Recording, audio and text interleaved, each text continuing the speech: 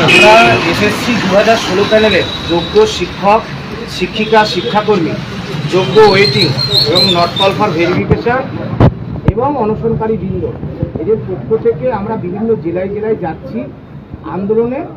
কারণ আমাদের যোগ্য চাকরি চুরি গেছে। রাজ্য সরকার কোটি কোটি টাকা খরচা করে সুপ্রিম কোর্টে মামলা লড়েছে, কিন্তু আমাদের নামে মিথ্যা মামলা দিচ্ছে, কিন্তু যোগ্য তালিকা দিচ্ছেন না, মিথ্যা মামলা দিচ্ছেন। এই যোগ্য তালিকা নিয়ে সুপ্রিম কোর্টে রায় রিভিউ করলে প্রত্যেক যোগ্যজনের চাকরি বেঁচে যায়। 22 লক্ষ ওএমআর আছে, সেই ওএমআর এর ভিত্তিতে যোগ্য তালিকা প্রকাশ করলে সকল যোগ্যদের চাকরি বেঁচে যায়। সুতরাং আমাদের জীবনে ঘটে চলা দুঃখ দুর্দশার কথা, দেখুন, ফর্ম ফিল আপ পরীক্ষা দেবো কি দেবো বলে একটা অবান্তর এই কারণে 10 বছর পরে আবার কেন পরীক্ষা? সুপ্রিম কোর্ট বলেছে দোজ হু ডিজেবল তাদেরকে কনসেশন, এজ রিল্যাক্সেশন, আর যারা not found to be specifically tainted তাদেরকে ফ্রেশ সিলেকশন করাও। রাজ্য সরকার নিজেদের দুর্নীতির পাপ ধুয়ে ফেলার জন্য আবারও সবাইকে মিলিয়ে আর্টিকেল 14-16কে ভায়োলেশন করে কাউকে এক্সট্রা 10 নম্বর এক্সপেরিয়েন্সের নম্বর দেওয়া আর কাউকে কিছুই না দেওয়া, এটা আর্টিকেল 14-16 অর্থাৎ সাম্যের অধিকার লঙ্ঘিত হওয়া।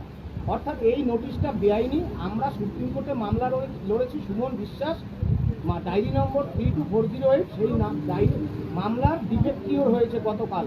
এই নোটিশ বেআইনি, এই নোটিশ বাতিল হবে। এই নোটিশে পরীক্ষা দিলে আমরা যে নরক যন্ত্রণা ভোগ করছি, আমাদের সমস্ত নতুন চাকরি প্রার্থী তাদের সাথে আমাদের কোনো বিরোধ নেই। সুতরাং রাজ্য সরকার কেবল এবং কেবলমাত্র অযোগ্যদের মুখ্যমন্ত্রী, অযোগ্যদের সরকার, এটা হাইকোর্টের যে গত পরশুদিন একেবারে পরিষ্কার। সুপ্রিম কোর্ট বলেছে অযোগ্যদের মাস্ট বি টার্মিনেট, রাজ্য সরকার করেনি। আপনাদের আমরা আরেকটি বিষয়, আপনাদেরকে আমরা এই তথ্য দিয়েছি, তথ্য তুলে ধরবো। আমরা জেলায় জেলায় গিয়েছি, কুচবিহার গিয়েছি, বাঁকুড়া গিয়েছি, বর্ধমান গিয়েছি, বারুইপুর গিয়েছি, হুগলি গিয়েছি, বিধানসভা অভিযান করেছি, নবান্নে গিয়েছি, কোথায় যাইনি? রাজ্যের মাননীয় মুখ্যমন্ত্রী সাক্ষাৎ চেয়েছি। যে অনশনকারী মঞ্চের পক্ষ থেকে গত 16ই জুন নির্দিষ্ট দাবির ভিত্তিতে আমরা বিধানসভা অভিযান রেখেছিলাম। 18ই জুন বিধানসভার মাননীয় স্পিকার শ্রী বিমান বন্দ্যোপাধ্যায় এবং সরকার পক্ষের চিফ হুইপ শ্রী নির্মল ঘোষ মহোদয়ের সাথে আমাদের বৈঠক। তারা বলেছিলেন যে 23শে জুন সোমবার বিধানসভার জরুরি অধিবেশন আসবে, কিন্তু বিধানসভার জরুরি অধিবেশন আসেনি, কোনো সদার্থক ভূমিকা পালন করেনি। চিফ সেক্রেটারি মহাশয়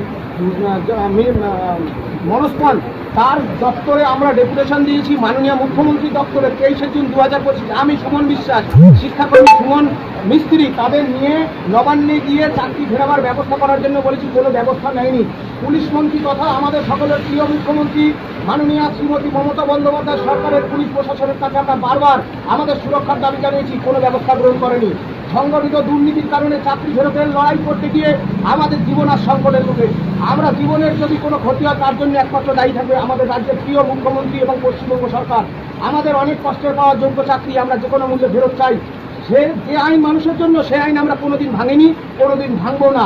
সুতরাং আগামী 14ই জুলাই 2025, যেই দিন স্বৈরাচারী সরকার বাস্তিল দুর্গ পতনের দিন, সেই একই দিনে আমরা আমাদের নির্দিষ্ট দাবি ওএমআর প্রকাশ, ওএমআর এর ভিত্তিতে যোগ্য অযোগ্যের তালিকা প্রকাশ, সেই দিন আমরা নবান্নে 14 তলার দিকে শান্তিপূর্ণভাবে অগ্রসর হব। যোগ্য শিক্ষাকর্মীদের মুখে ভাত নেই, তাদের সন্তানের মুখে তুলে দেওয়ার কি তুলে দেবে জানা নেই, আমাদের চোখে ঘুম নেই। আমরা রাস্তায় আন্দোলন অনশনে দাদা শেষ করছি। যোগ্য চাকরি ফেরাবার জন্য আমরা সর্বোচ্চ আত্মত্যাগ করার জন্য প্রস্তুত। অচিরেই যোগ্যদের চাকরি ফেরাবার দাবি না মানা হলে আমরা নবান্নের 14 তলায় যাবই।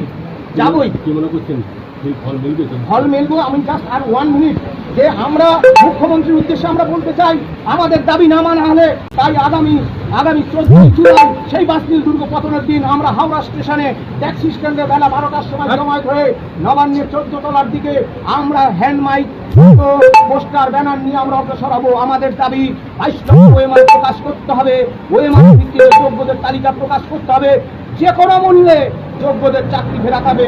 চাকরি না ফেরা পর্যন্ত আমরা ঘরে ফিরবো না। আমাদের সেই সুনির্দিষ্ট দাবির ভিত্তিতে যে কোনো মূল্যের চাকরি বাঁচাতে হবে, আর এই চাকরি চুরির দায় নিয়ে রাজ্য সরকারকে ব্যবস্থা করতে হবে। আমরা মাননীয় মুখ্যমন্ত্রীর প্রতি এই চিঠি আমরা জেলা পুলিশ প্রশাসন, হাওড়া, শিবপুর, নবান্ন, বিধানসভা, গভর্নর, মাননীয় governor, joint chief headquarter, CP, সমস্ত পুলিশ প্রশাসন আইএস মনস্পনশিপ সেক্রেটারি সমস্ত দপ্তরে 29শে এপ্রিল 29শে জুন আমরা এই চিঠি পাঠিয়েছি নবান্নকে। আমরা 14 জুলাই হাওড়া স্টেশন থেকে যে কোনো মূল্যে শান্তিপূর্ণভাবে আমাদের দাবির ভিত্তিতে নবান্নের 14 তলায় সমস্ত অংশের চাকরি হারাদের নিয়ে একযোগে আমরা আন্দোলনে যাচ্ছি। আমার নাম সুমন বিশ্বাস।